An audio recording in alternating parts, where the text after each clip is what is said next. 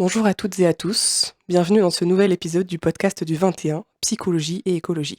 Je suis Lise Brunet, doctorante en psychologie et membre du 21 du Lapsidé, ici pour vous guider au fil de ce podcast.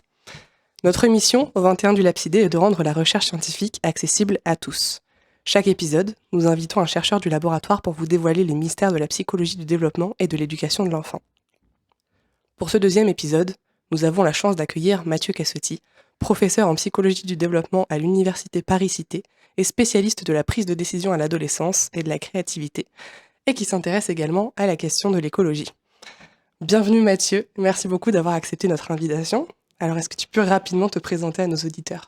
Je suis un professeur de psychologie du développement et je m'intéresse beaucoup, pas uniquement à comment les gens prennent des décisions lorsqu'ils connaissent les options qui sont disponibles, mais aussi quand ils sont confrontés à des problèmes nouveaux et en particulier des problèmes écologiques ces derniers temps. Comment ils peuvent faire pour explorer en fait des solutions différentes. Et c'est dans ce contexte-là en fait qu'on s'intéresse à la créativité, pas la créativité pour le plaisir de faire de la créativité, mais c'est la créativité dans des contextes où on doit résoudre de vrais problèmes. Alors Mathieu, on peut se poser la question du lien entre écologie et psychologie. Comment ces deux domaines se croisent dans ton travail ?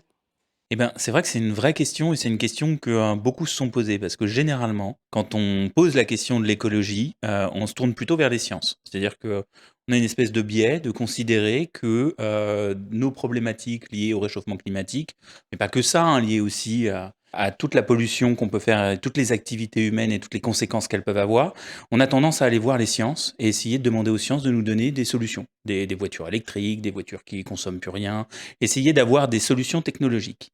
Or, on sait que très clairement, la science de ce type-là, l'innovation technologique, ne nous permettra pas d'atteindre les objectifs que nous avons, ni en termes de carbone, ni en termes de pollution d'une manière générale. Donc il va falloir qu'on change nos comportements. Il va falloir que nos comportements ne soient plus les mêmes. Et pour changer nos comportements, il faut se tourner vers la psychologie. Parce que là, on se pose la question de pourquoi les individus, alors qu'ils sont parfaitement conscients qu'il y a quelque chose qui ne va pas, alors qu'ils détectent complètement que les activités humaines ont des conséquences qui sont graves pour la planète, qu'ils y sont sensibles, qu'ils réagissent d'un point de vue émotionnel aussi à ces éléments-là, pourquoi ils n'agissent pas? Qu'est-ce qui fait qu'on se retrouve dans une impasse et que nous ne modifions pas significativement nos comportements? Et donc la psychologie, et encore plus la psychologie du développement, parce que plus tôt on apprend à changer ses comportements, mieux c'est, devient fondamentale pour comprendre un petit peu comment on peut mieux agir et avoir un impact beaucoup plus important. Donc tu nous dis finalement qu'on peut utiliser la psychologie pour essayer de modifier nos comportements et contribuer à la protection de l'environnement finalement.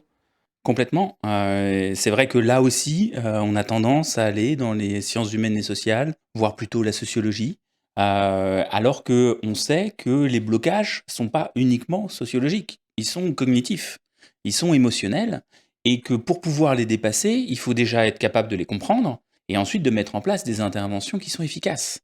Je peux vous donner juste un exemple. On sait que montrer toutes les conséquences négatives du réchauffement climatique, ça a un impact émotionnel très fort, un impact émotionnel qui peut susciter de l'anxiété ou des inquiétudes vraiment importantes. C'est pas forcément ça qui va déclencher un changement comportemental. C'est-à-dire que notre cerveau face à des stimuli aussi émotionnellement négatifs qui vient vraiment impacter même notre survie sur le futur, il n'arrive pas à le concilier. Et donc, pour pouvoir le concilier, il va mettre en place des stratégies particulières pour faire face, qu'on appelle des stratégies de coping, qui vont le conduire à l'inaction. Comment? Bah, il va simplement se dire, soit il va être dans le déni climatique, dire ah bah c'est pas si grave que ça, ou c'est on a toujours vu ça, ou c'est on va bien s'en sortir. Soit il va attendre que ce soit les politiques qui trouvent des solutions pour nous à dire, bah, il y a bien des gens qui sont brillants dans les laboratoires, quelque part, au ministère, et qui vont prendre des décisions pour nous sauver. Et donc, toutes ces stratégies, elles ont un objectif, c'est nous déresponsabiliser de notre propre action. Et c'est vrai que individuellement, on a un impact. On a un impact qui est pas négligeable, mais qui, par rapport en fait à la somme du collectif, est dérisoire. Et donc, si demain vous vous mettez à changer votre comportement, bien évidemment, vous n'allez pas sauver la planète et vous n'allez même pas percevoir un quelconque changement. Et donc, tout l'enjeu des mécanismes cognitifs et sociaux ici, c'est de savoir comment on peut réussir à contrer en fait ces mécanismes de coping pour les utiliser mais de façon plus vertueuse, c'est-à-dire pousser les gens à l'action. c'est-à-dire à se dire que si nous avons une responsabilité collective, en tant que consommateurs, en tant que pollueurs, nous pouvons changer collectivement nos comportements et que ça aura beaucoup d'impact.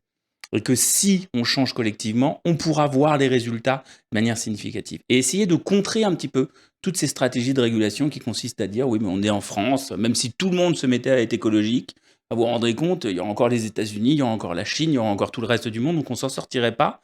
Et ça ne pousse qu'à une seule chose, c'est dire bah il n'y a rien à faire, de toute façon, on ne peut rien faire. Et donc, nous, on essaye de travailler sur ce rôle des émotions, essayer de comprendre pourquoi on ressent ce type d'émotion et pourquoi on met en place ce type de stratégie, mais surtout comment on peut contrer ce type de stratégie pour pouvoir passer à l'action. Et c'est pas simple de passer à l'action quand vous savez pas quoi faire, en fait.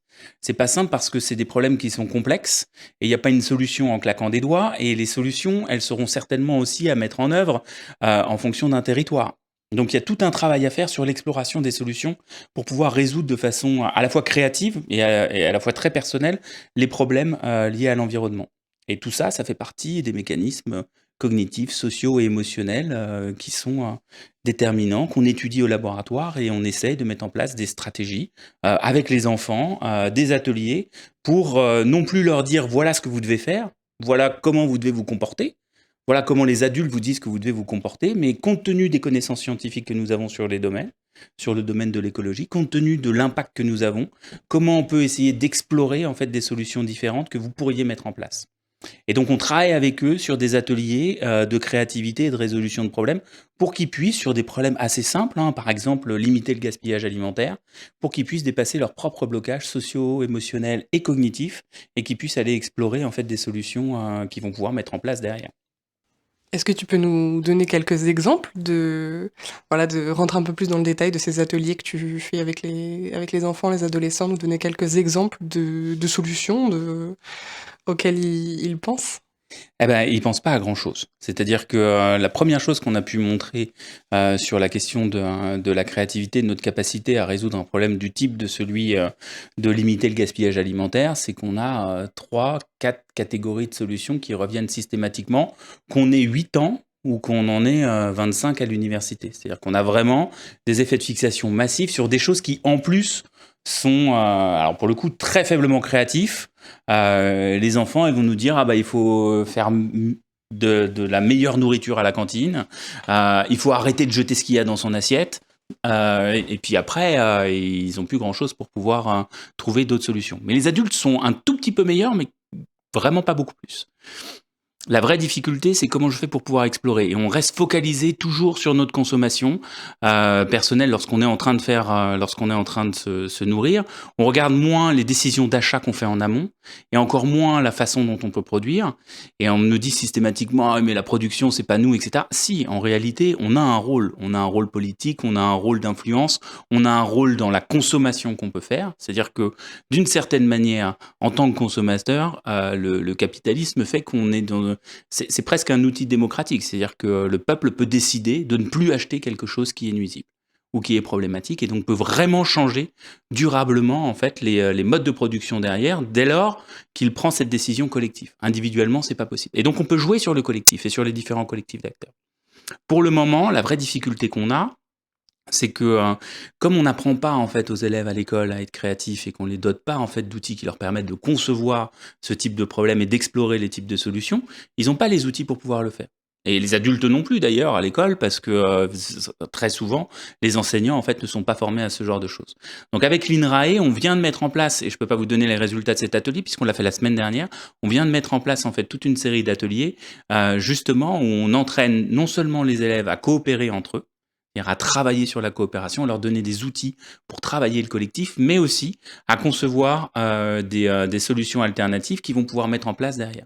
Et donc les résultats de cette étude vont arriver très bientôt. On a pu démontrer, avec la thèse de Barbara au scalp, on a pu démontrer qu'il y avait des effets de fixation qui étaient très très forts sur la question du gaspillage alimentaire ou sur des considérations écologiques. Donc les blocages cognitifs qu'on avait mis en évidence dans des tâches de laboratoire ces 10 dernières années, on les retrouve dans des situations, j'ai envie de dire, écologiques dans tous les sens du terme, puisque c'est vraiment ce qui se passe. Et on va devoir mettre en place des outils pour pouvoir déplacer ces blocages. Alors tu parles d'effet de fixation et peut-être pour éclairer un petit peu nos auditeurs qui ne savent pas forcément ce que c'est que cet effet de fixation, qui semble être un problème quand on cherche des solutions créatives, innovantes. Est-ce que tu peux nous expliquer, nous détailler un peu plus ce que c'est que l'effet de fixation?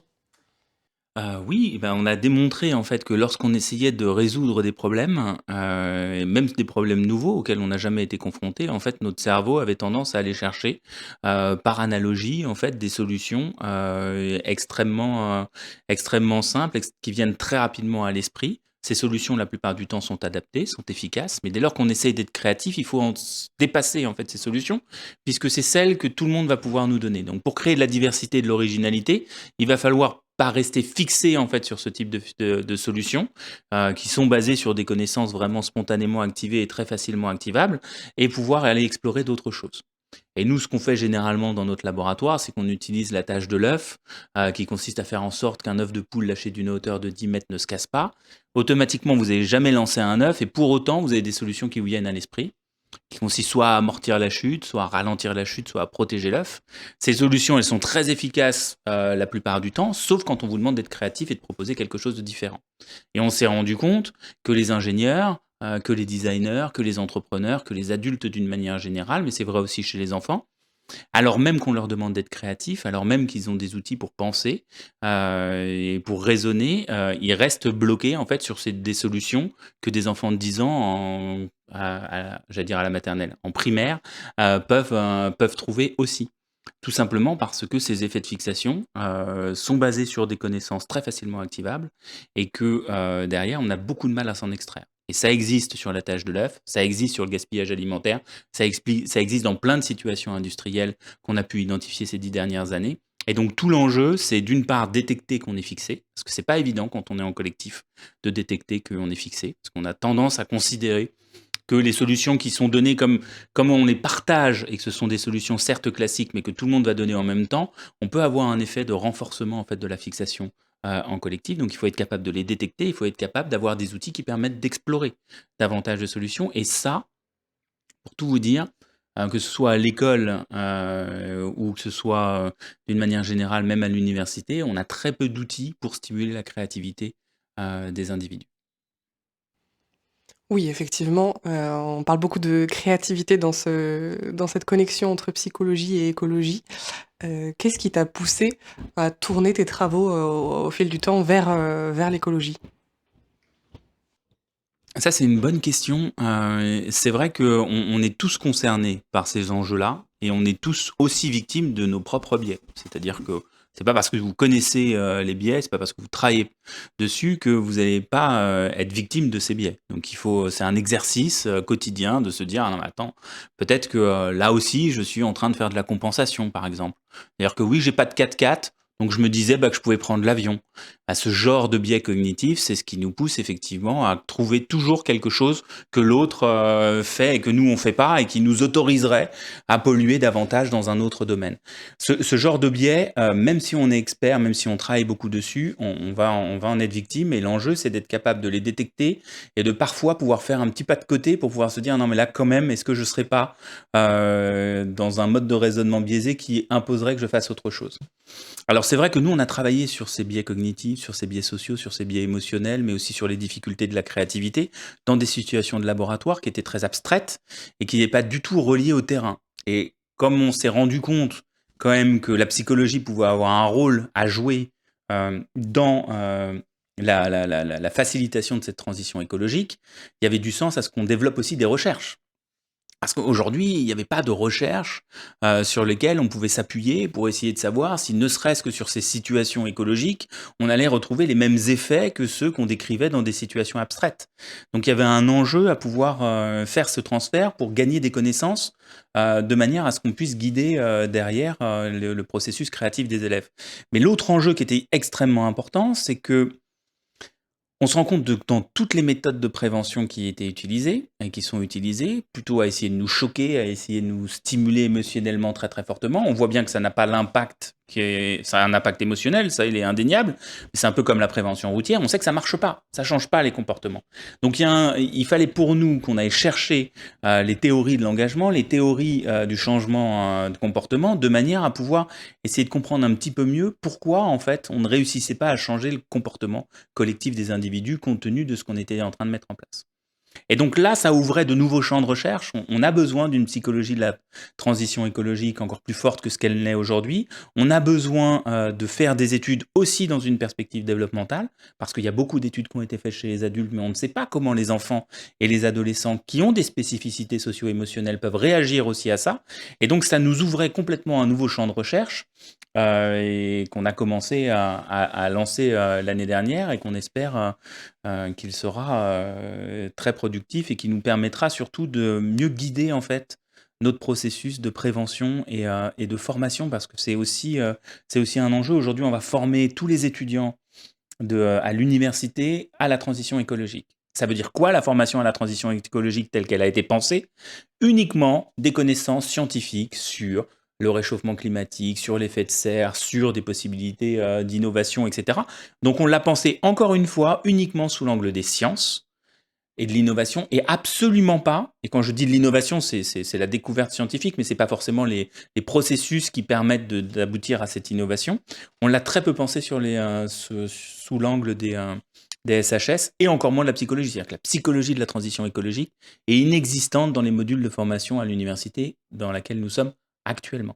Donc on essaye de construire quelque chose, on essaye de construire, de diffuser aussi cette connaissance justement à nos collègues de la faculté des sciences, de manière à ce qu'ils puissent avoir un regard non plus uniquement sur l'innovation technologique, mais sur le changement de comportement, et qu'ils puissent ne pas reproduire des maladresses dans les méthodes de prévention dont on sait, dont la psychologie sait qu'elles sont inefficaces depuis des années, et qu'il y a un enjeu à en développer de nouvelles, et de nouvelles formes.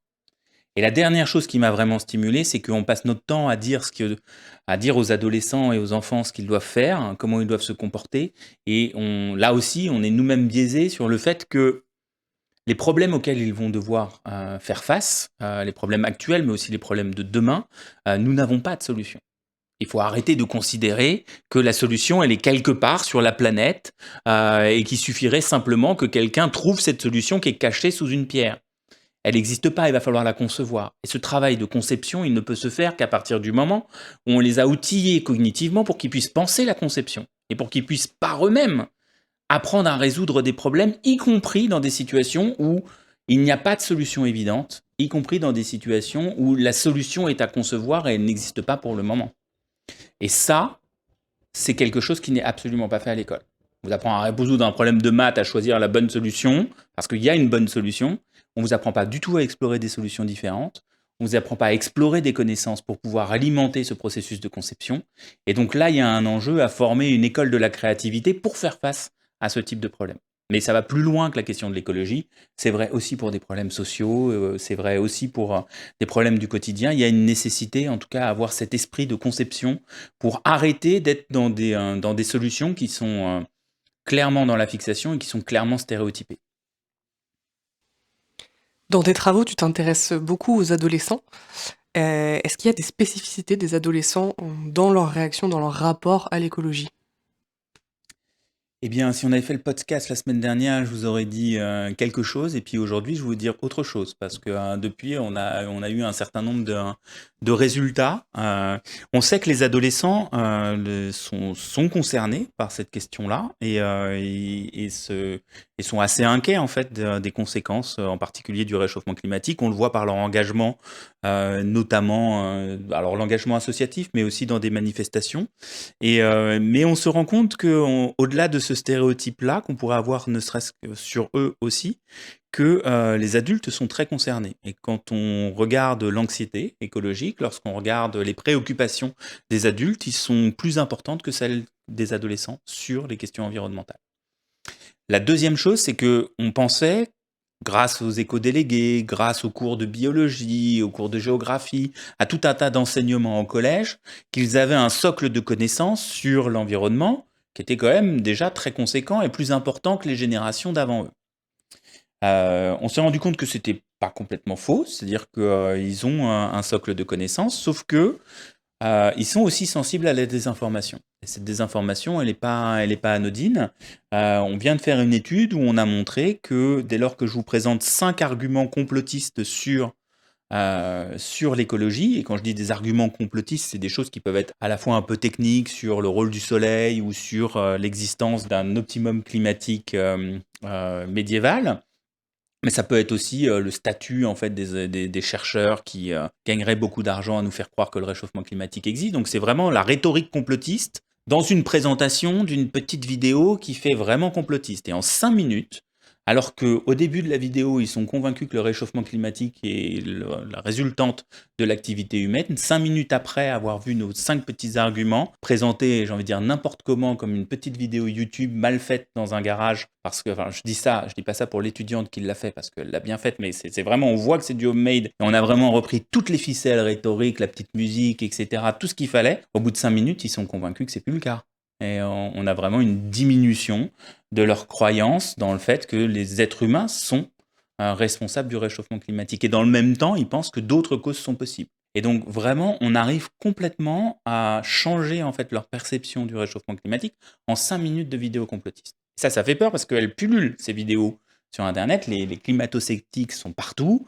On n'arrête pas de nous dire que c'est une impression que le climat est en train de se réchauffer, ou on nous dit maintenant que les êtres humains n'ont rien à voir avec ça et que c'est une conséquence normale de la planète. Le climat change, on ne peut rien y faire, on a juste à s'y adapter. Contre l'avis scientifique, c'est-à-dire qu'il y a un consensus scientifique, là on n'est pas dans le débat, on n'est pas dans le questionnement, il y a un consensus scientifique qui est établi, qui existe sur le fait que nous sommes responsables de ça. Mais comme c'est compliqué d'être responsable, comme si nous sommes responsables, ça veut dire que nous pouvons changer nos comportements, mais qu'on n'a pas envie de les changer, parce qu'on a des freins à ce changement de comportement et ils existent, on a plutôt tendance à utiliser des stratégies qui nous permettent de réguler tout ça. Et parmi ces stratégies, il y a effectivement de considérer que nous ne sommes pas responsables. On n'y est pour rien. Et si on n'y est pour rien, on n'a rien à changer. Continuons comme ça. Alors les ados en ont deux, il y a celle-ci, et il y a aussi, de toute façon, c'est les générations d'avant qui ont tout bousillé, donc bousiller pour bousiller, autant continuer. Donc vous voyez, on est quand même dans des stratégies qui ne nous poussent pas à l'action et qui ne nous poussent pas à changer grand-chose dans nos comportements.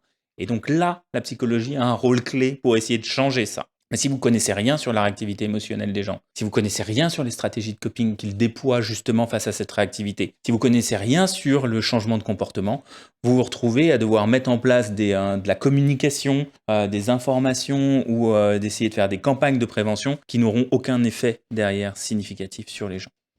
Et donc il y a un enjeu à ce que la psychologie s'empare complètement et qu'elle soit complètement présente dans ces choses-là, tant sur la formation que sur la recherche, qui s'alimentent de toute façon l'un l'autre, de manière à ce qu'on puisse vraiment pousser au changement de comportement derrière.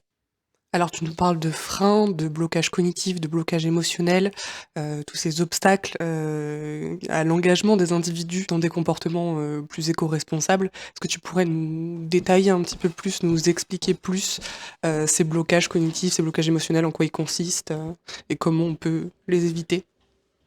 Alors comment on peut les éviter? Ça, c'est une vraie bonne question.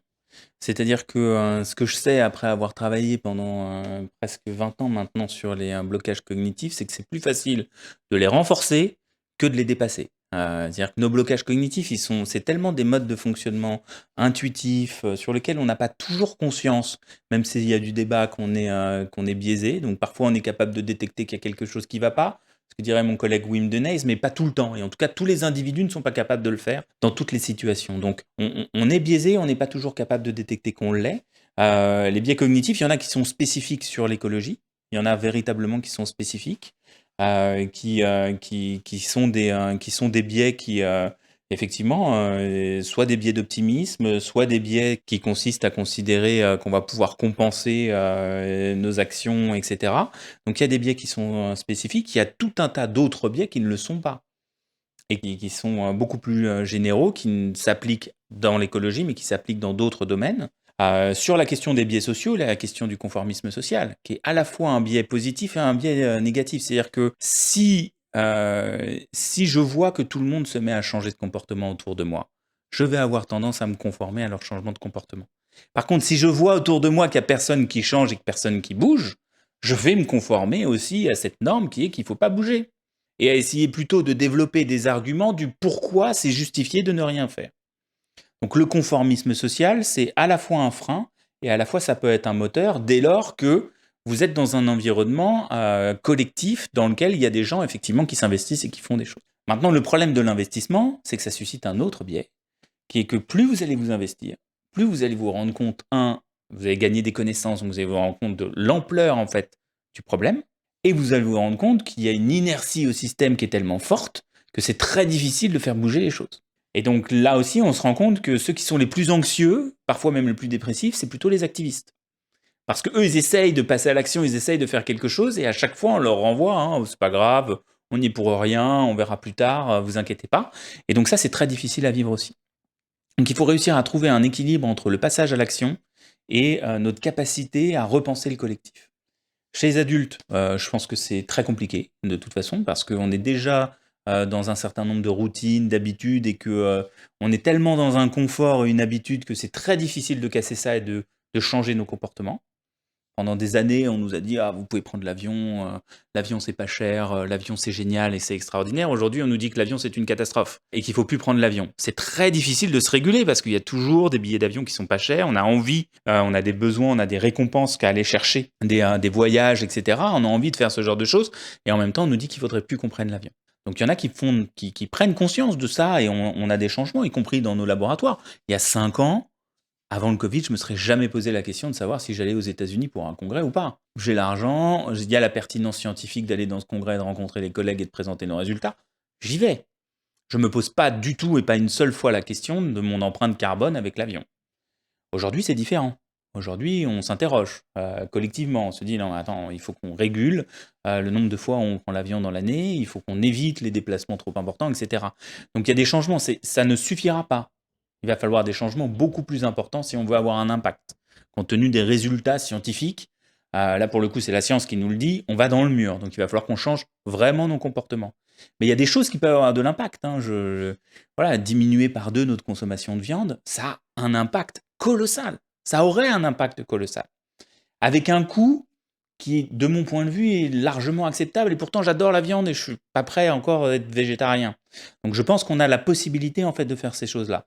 Maintenant, il va falloir accompagner psychologiquement les gens à ce genre de changement. Il va falloir lutter contre la désinformation, armer les gens pour qu'ils fassent face à cette désinformation, parce que ça, c'est tout un autre champ, mais on se rend bien compte que comme on nous dit tout et son contraire, que sur Internet, on trouve des vraies, des fausses informations, des complotistes, etc. Si on n'est pas armé suffisamment pour détecter ce qui est vrai, ce qui ne l'est pas, à qui on peut faire confiance et sur quelle base récupérer justement les données qui nous sont présentées, si on n'a pas cet esprit critique qui nous permet d'avoir une vraie réflexivité par rapport à la connaissance qui est distillée n'importe comment sur les réseaux sociaux ou sur Internet, ça devient très compliqué de démêler le vrai du faux et on va se retrouver avec des adolescents ou même des adultes qui considèrent que nous n'avons rien à voir avec le réchauffement climatique. Et si on n'a rien à voir, on ne changera rien. Donc c'est ce type de biais-là qu'il va falloir changer. C'est-à-dire qu'il va falloir concevoir une forme d'éducation qui n'est plus uniquement de transmettre des connaissances, qui n'est pas juste de donner des connaissances sur le réchauffement climatique. Ça, c'est important, c'est déjà fait, c'est essentiel, c'est normal qu'on sache ce qu'est l'effet de serre. Ok. Mais une fois qu'on a ces connaissances-là, il faut pouvoir, être capable de détecter que dans nos comportements on est biaisé, mieux comprendre nos émotions, être capable de mettre en place en fait des stratégies adaptées, des stratégies qui poussent à l'action, qui permettent de réguler mes émotions, mais en agissant et en faisant quelque chose, et pas uniquement en étant dans le déni, en donnant la responsabilité à d'autres. C'est-à-dire qu'il faut que je passe à l'action moi, collectivement, donc travailler sur le collectif, travailler sur la coopération. Et tout ça, c'est très compliqué à faire quand on est des adultes et qu'on n'est pas forcément dans des collectifs. Alors, on pourrait le faire dans l'entreprise, on pourrait le faire dans l'associatif, et il y en a plein qui le font déjà. Je pense que l'école, de ce point de vue-là, a un rôle clé parce qu'en plus, ça permettrait sur ces thématiques-là de développer en fait les compétences psychosociales. La coopération, l'esprit critique, la capacité de prise de décision, ce sont des compétences psychosociales, la compréhension des émotions et de leur régulation aussi. Et si on le faisait sur la question de l'écologie, ça nous permettrait peut-être de passer davantage à l'action. Alors justement, je pense aux enseignants qui nous écoutent. Concrètement, qu'est-ce qu'ils peuvent faire pour sensibiliser, aller vers cette éducation à l'écologie, aux fausses informations, à la créativité, à la coopération, développer les compétences psychosociales. Ça a l'air énorme. Il y a beaucoup de choses que tu dis depuis le début de ce podcast, beaucoup de choses à faire. Et concrètement, voilà, est-ce que tu as des conseils pratiques sur la façon d'encourager les jeunes à adopter des comportements écologiques que ce soit les enseignants, les parents? Alors, on a déjà, collectivement à l'Institut de psychologie, pris la décision de créer, un module d'enseignement de la psychologie de la transition écologique.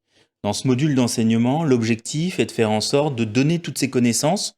C'est vrai pour, les étudiants, mais aussi pour les enseignants, du supérieur et les enseignants, des collèges. C'est-à-dire donner les connaissances, scientifiques, de la psychologie scientifique, donc qui sont fondées sur des données probantes, sur ce que sont les émotions, leur régulation, les fake news, comment on y résiste, etc.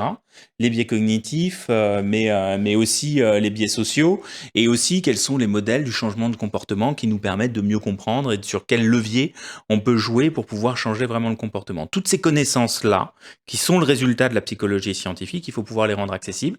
Et à l'Institut de psychologie, et en particulier au LabCD, on essaie de travailler à développer en fait ces outils. On n'a pas été soutenu cette année par l'université. L'université a préféré soutenir d'autres projets. Ça ne nous empêchera pas de le faire. Parce qu'on y croit, qu'on a la chaire neuroéducation et créativité qui va nous permettre en fait de lancer ce projet. Une fois que les modules, qui seront des modules en fait 100% en ligne et 100% autonomes seront disponibles, ça permettra à quiconque qui le veut, qui le souhaite, de pouvoir se former sur la psychologie de la transition écologique. Et une fois qu'on aura cette formation, on pourra mettre en place des choses concrètes véritablement dans les écoles. La difficulté, c'est que la formation des enseignants, la formation de... c'est compliqué. Nous ne sommes pas, nous sommes enseignants-chercheurs, mais on n'est pas des formateurs. Et que c'est pas notre rôle, même si on fait beaucoup de conférences pour essayer de diffuser en fait les connaissances scientifiques. Notre rôle, c'est plutôt de faire de la recherche. Et là, on se rend bien compte qu'il y aurait besoin de faire de la recherche d'action, qu'il y a besoin de concevoir en fait des programmes différemment de ce qu'on fait, en donnant des outils cognitifs pour penser les choses, mais pas uniquement des façons d'acquérir des connaissances. Là, on est vraiment dans outiller cognitivement les élèves à penser collectivement, à coopérer et à travailler ensemble autour de la résolution de problèmes et de l'exploration de solutions que ne connaît pas l'enseignant. C'est un changement de paradigme, c'est-à-dire que là, on ne demande pas que l'enseignant applique des choses qu'il connaît. Il ne les connaît pas, en fait, ces solutions. Peut-être que les enfants vont explorer des choses beaucoup plus intéressantes que ce qu'il aurait pu penser lui-même. Donc, il y a vraiment un changement de paradigme à opérer. Là, ça va prendre du temps. On essaye à notre échelle. On essaye de mettre en place des activités à l'école et d'y travailler en parallèle de nos activités d'enseignement et de recherche. On le fait à l'université. Il n'y a pas de boîte à outils pour le moment miracle. Il y a de plus en plus d'outils qui sont en train de se développer. On va les rendre le plus possible accessibles de manière à ce que les enseignants puissent s'auto-former. Mais il faut arrêter de penser que la transition écologique ne sera que la conséquence d'une activité autour de l'innovation technologique. La psychologie et le changement de comportement, c'est la clé pour avoir un impact réel. Alors cette théorie du changement de comportement, c'est peut-être encore un petit peu flou. Est-ce que tu peux nous expliquer très rapidement ces processus? Non, parce que le problème de la théorie du changement de comportement, c'est que elle a encore besoin de recherche pour pouvoir y intégrer un certain nombre de dimensions qui, pour le moment, sont pas suffisamment documentées. Et surtout, elle a besoin d'être travaillée encore dans les outils pour pouvoir justement développer pas uniquement un changement de comportement et une volonté de passer à l'action, mais aussi des outils qui permettent de permettre ce passage à l'action. C'est-à-dire comment on va pouvoir concevoir derrière. Parce qu'une des clés, c'est déjà d'avoir l'intention, donc de pousser les gens à dire OK, je vais vouloir changer de comportement, mais ça ne suffit pas. Pour pouvoir passer à l'action, il y a tout un tas d'autres choses qui sont nécessaires. Et lorsque je vais vouloir passer à l'action, il va falloir que je définisse, mais qu'est-ce que je vais faire? Et donc là, il y a tout un travail qui manque encore sur les outils de conception pour pouvoir aller plus loin. Donc il existe des théories du changement de comportement qui ont leurs limites, qui ont identifié assez bien ce qui ne fonctionnait pas et les raisons pour lesquelles ça ne fonctionnait pas. Or, on se rend compte en tant que psychologue que tout ce qu'on fait actuellement, c'est ce qui a été identifié comme on sait que ça ne fonctionne pas. On les a mis dans cette catégorie-là, mais pourtant, on va toujours le faire parce que à chaque fois que j'ai une discussion avec des gens sur qu'est-ce qu'on pourrait faire, ils me disent tous la même chose, mais il suffirait de montrer des images choquantes ou des images, des conséquences, etc. Et je leur dis, oui, ça a déjà été fait 2000 fois. On l'a fait aussi pour le cancer du poumon, on le fait aussi pour la sécurité routière. Ça n'a strictement aucun impact. Donc il y a un travail à avoir sur de la recherche-action autour de ces éléments-là, et surtout un travail qui va l'articuler jusqu'à la question de la conception et pas uniquement de la décision de devoir appliquer quelque chose. Il va falloir que les gens puissent essayer de résoudre les problèmes en prenant en compte des choses un tout petit peu plus complexes que juste « Ok, dites-moi ce que je dois faire ». Ça n'arrivera pas, en tout cas ça ne suffira pas. Il ne faut pas qu'on attende que les gens nous donnent les solutions, il va falloir qu'on explore un tout petit peu plus ces solutions. Mais on peut commencer par un certain nombre de choses, hein. C'est-à-dire qu'il y a quand même déjà en discuter, déjà avoir une vraie discussion autour de ces sujets, arrêter de nier le fait que nous avons un rôle à jouer et on peut avoir un impact, y compris à notre échelle individuelle, y compris lorsque on décide individuellement de faire quelque chose, parce qu'on peut stimuler un collectif autour de nous, et c'est déjà pas mal, et d'avoir ces discussions, et puis aussi, parce que souvent les parents vont nous écouter, il y a beaucoup de choses qui sont faites à l'école autour de ces choses-là, dans sensibilisation. Les enfants sont concernés, sont impliqués, et souvent, le premier élément de blocage, c'est le retour que les parents vont leur donner. C'est-à-dire que quand ils viennent et qu'ils disent « Ah bah, il faudrait qu'on diminue notre quantité de viande à manger parce qu'on nous a montré que ça avait quand même des conséquences sur le réchauffement climatique, etc. » Une première personne qui vont leur dire « Mais attendez, c'est moi qui décide de ce qu'on mange, tu manges ce que tu as dans ton assiette, on s'en fout de ce que tu me racontes. » C'est les parents. Donc les parents, les enseignants, les élèves, on a tous un rôle collectif à jouer. Et il faut arrêter de casser les solutions proposées ou en tout cas les intentions d'action et la volonté de changer les choses que peuvent avoir les enfants et les adolescents, mais plutôt la soutenir. Et plutôt essayer de les aider dans cette démarche-là. Et comment on fait pour les soutenir? Si ça, ce sera pour un prochain podcast. C'est-à-dire que si j'avais, moi, les clés qui permettent de tout changer le monde, je serais peut-être pas ici à faire un podcast, je serais peut-être interviewé sur des grandes chaînes de télévision, je ne sais pas.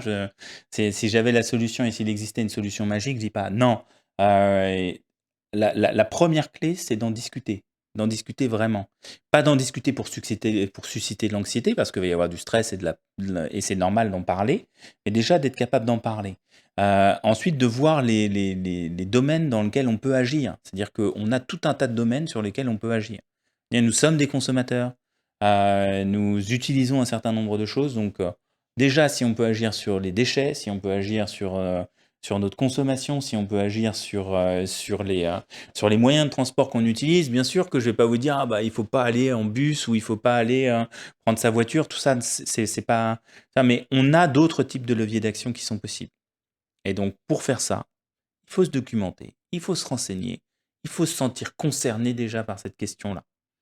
Et une fois qu'on se sent concerné, il y a plein de collectifs. Tout seul dans notre coin, on n'arrive pas, mais il y a plein de collectifs qui existent dans le milieu associatif, des collectifs qu'on peut constituer aussi à l'école. C'est pas parce qu'il y a des éco-délégués qu'on a résolu le problème. Non, c'est comment on fait en sorte que la classe tout entière se sente concernée. Et une fois qu'ils se sentent concernés, il faut permettre de trouver ces outils qui leur permettront de résoudre leurs problèmes. Et on ne résoudra pas tous les problèmes en claquant des doigts. Il va falloir qu'il y ait une exploration, une documentation, l'acquisition de connaissances, de la coopération et un travail collectif de raisonnement autour de comment on peut changer les choses et changer nos comportements. Et quels sont les travaux que tu mènes actuellement, que ce soit sur ce sujet ou un autre? Alors, actuellement, on a plusieurs axes de recherche. Avec Grégoire Borst, on a tout un axe de recherche sur la désinformation, qui n'est pas centré uniquement sur l'écologie, mais on s'est rendu compte qu'il y avait quand même des considérations écologiques importantes. Donc, on travaille beaucoup sur les fake news et sur les théories du complot relatives à l'écologie. On a tout un axe sur la stimulation des comportements pro-écologiques, où on essaye de trouver les meilleurs outils qui permettent de stimuler déjà la volonté de changer, et dans le temps, et pas uniquement une intention comme ça de se dire je vais essayer de changer quelque chose, mais qui est vraiment un changement, une volonté de changement comportemental dans la durée.